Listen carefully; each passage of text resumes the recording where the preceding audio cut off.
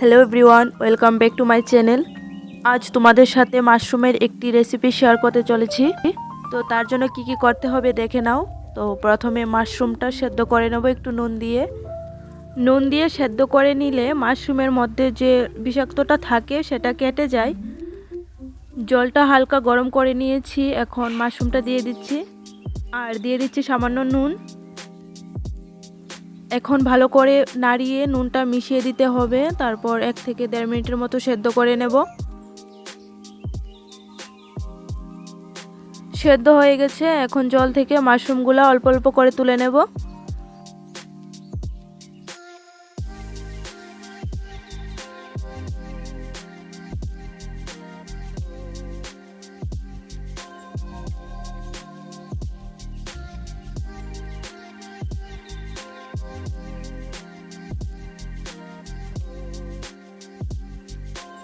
কড়াই ভালো করে গরম করে নিয়েছি, এখন এর মধ্যে দিয়ে দিচ্ছি তেল।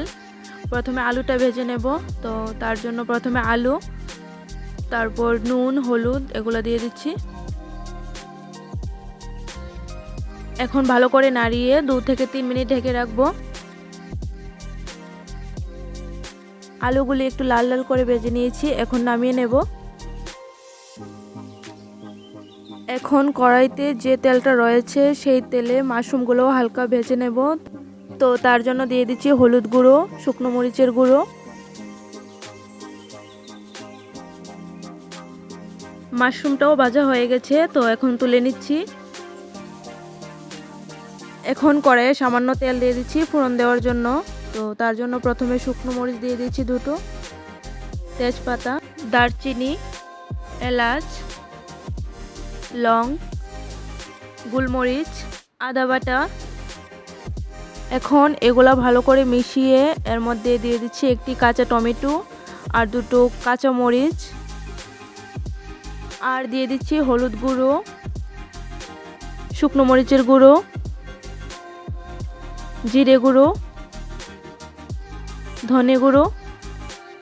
এখন ভালো করে মশলাগুলো নাড়িয়ে মিক্সড করে ঢেকে রাখবো 2-3 মিনিটের মতো। মশলাটা রেডি হয়ে গেছে, এখন এর মধ্যে ভেজে রাখা আলু আর মাশরুমটা দিয়ে দিচ্ছি, আর দিয়ে দিচ্ছি পরিমাণ মতো নুন, আর দিয়ে দিচ্ছি 1 থেকে 1.5 গ্লাসের মতো জল।